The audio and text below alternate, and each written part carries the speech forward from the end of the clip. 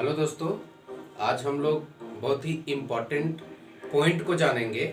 जबकि हम लोग मांग वक्र का ढाल और मांग की कीमत लोच को जानते हैं, उसके बाद भी यहाँ से जब प्रतियोगिता परीक्षा में प्रश्न आती है तो बहुत सारे छात्रों ने गलती करके आ जाते हैं। तो आइए हम लोग दोनों के बीच डिफरेंस जानते हैं, मांग की कीमत लोच और मांग वक्र का ढाल। मांग वक्र का ढाल बोलिए या मांग वक्र का ढलान। ढलान मतलब ढलान। तो दोनों का सूत्र हम लोग देखते हैं। मांग की कीमत लोच को हम लोग ईपी बोलते हैं और इसका फॉर्मूला होता है डेल क्यू बटा डेल पी इंटू पी बटा क्यू। और स्लोप क्या होता है? Slope of demand curve. Slope of demand curve. तो हम लोग यहां डिमांड लाइन ड्रॉ करते हैं। ये मेरा एक्स अक्ष हो गया, ये वाई, और ये मेरा डिमांड की रेखा हो गया, डिमांड लाइन हो गया। तो इधर मेरा प्राइस रहता है, इधर क्वांटिटी डिमांडेड रहता है। तो हम लोग यहाँ जब स्लोप निकालते हैं तो यहाँ इस बिंदु से हम लोग यहाँ आएंगे तो प्राइस में मेरा चेंज हुआ। डेल्टा क्या बताता है? चेंज को बताता है। और यहाँ से यहाँ आएंगे तो मेरा क्वांटिटी में चेंज हुआ, परिवर्तन हुआ। तो मेरा स्लोप क्या हो गया? डेल पी बटा डेल क्यू। ये डिमांड लाइन का स्लोप हुआ। और जब हम लोग माइनस दे देंगे तो ये बताता है कि मेरा डिमांड की रेखा होता है वो नेगेटिव ढाल का होता है। तो ये मेरा क्या हो गया? Demand slope of demand curve minus delta P बटा डेल्टा क्यू। जैसा कि हम लोग जानते हैं, किसी भी नेगेटिव ढाल वाले का स्लोप निकालते हैं तो पहले हम लोग लंब को लेंगे, उसके बाद हम लोग आधार को लेते हैं, लंब बटा आधार। तो लंब में क्या है? मेरा प्राइस है। प्राइस में चेंज हो रहा है डेल्टा पी, और जब क्वांटिटी डिमांडेड चेंज होगा तो हम लोग डेल्टा क्यू लिखते हैं। तो लंब बटा आधार। तो लंब में चेंज हुआ तो डेल्टा पी और आधार में चेंज हुआ तो डेल्टा क्यू। तो ये मेरा स्लोप ऑफ डिमांड कर्व हो गया और ये मांग की लोच का फार्मूला हो गया। ये दोनों फार्मूला में ये अंतर है। अब हम लोग स्लोप में देखते हैं लोच में क्या अंतर है। दोनों स्लोप और लोच, जिसको ढाल और लोच दोनों में विपरीत संबंध है। देखते हैं हम लोग कैसे विपरीत संबंध है। जब देखते हैं हम लोग स्लोप हो गया, जिसको ढलान कहते हैं। हम लोग सड़क में चलते हैं, जहां ज्यादा ढलान होता है वहां क्या होता है? लोच कम। जैसे हम लोग यहाँ से लाइन खींचते हैं, ये मेरा ज्यादा ढाल है इससे, और यहाँ लाइन खींच दिए। इस लाइन की तुलना में यहाँ ए लिख दिए, ये बी लिख दिए, यहाँ ओ हम लिए हैं।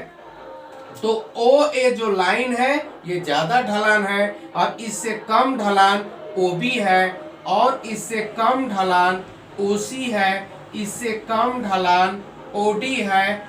और इस तरह खींचते जाएंगे, और जा करके जब मेरा एक्स अक्ष का पैरेलल हो जाता है तो यहाँ मेरा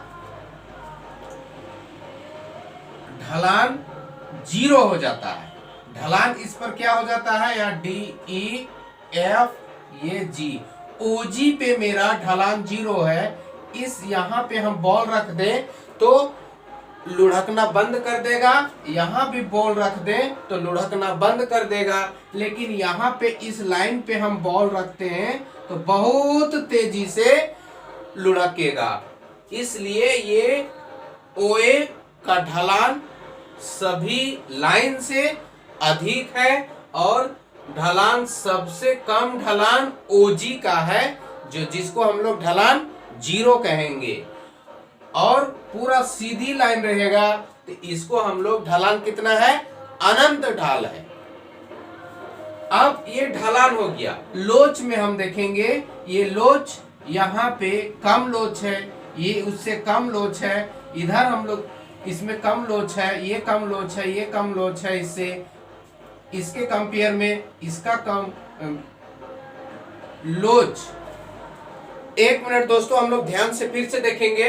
हम लोग ढलान देख रहे थे, तो सबसे ज्यादा ढाल वाला ए लाइन है, उससे कम ढाल बी, उससे कम ढाल ओसी, उससे कम ढाल ओडी, और उससे कम ढाल ओई, और सबसे कम ढलान वाला ओजी था। अब हम लोग देखते हैं, जब ये सबसे कम ढलान वाला है तो सबसे अधिक लोच रहेगा, सबसे अधिक लोच। जैसे हम लोग पूर्ण प्रतियोगिता बाजार में देखे हैं कि जब एक्स अक्ष के समांतर रहता है तो ये कितना लोच रहता है, अनंत लोच रहता है। कितना, अनंत। और जब ये पूरी तरह वाई अक्ष के समानांतर होता है तो यहाँ जीरो लोच होता है। कितना लोच होता है, जीरो। और ढाल पूछेंगे तो अनंत ढाल है। और इस तरह का हम लोग का प्रश्न पूछता है प्रतियोगिता परीक्षा में। आइए हम लोग देखते हैं। तो ये हम लोग ढाल देखे, ये लोच देखे। जहां सबसे कम ढाल वहां लोच आते हैं तो सबसे अधिक लोच रहेगा दोस्तों। और जहां सबसे ज्यादा ढलान वहां सबसे कम लोच होगा। तो लोच, मांग की लोच और मांग का ढलान एक दूसरे का विपरीत को बताता है, एक दूसरे के विपरीत संबंध को बताता है। आइए किस तरह के परीक्षा में प्रश्न पूछता है, मांग की लोच से हम लोग थोड़ा सा देखते हैं।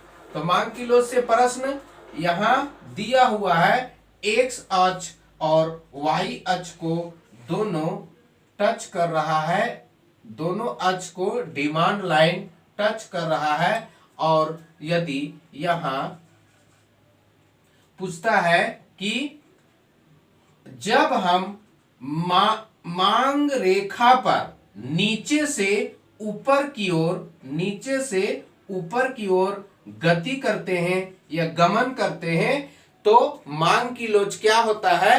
तो यहां सीधा सा जवाब होगा दोस्तों कि जब एक ही मांग रेखा पर हम नीचे से ऊपर की ओर जाते हैं तो लोच बढ़ता है। यहां मांग की लोच जीरो, यहां मांग की लोच इकाई से कम, यहां मांग की लोच इससे अधिक होगा। या अगर बीच में हम आएंगे तो मांग की लोच इकाई के बराबर होगा, और यहाँ मांग की लोच इकाई से अधिक होगा, और यहाँ मांग की लोच अनंत होगा दोस्तों।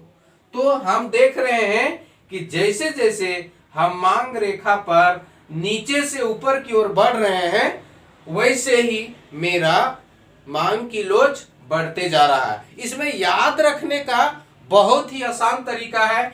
किसी भी चीज में हम नीचे से ऊपर की ओर बढ़ते हैं तो मेरा संख्या बढ़ता है, क्रम बढ़ता है। उसी तरह हम नीचे से ऊपर बढ़ रहे हैं तो मेरा मांग की लोच क्या होगा, बढ़ेगा। नीचे से ऊपर जब जाएंगे मांग रेखा पे तो मांग की लोच क्या होगा, मेरा बढ़ेगा दोस्तों।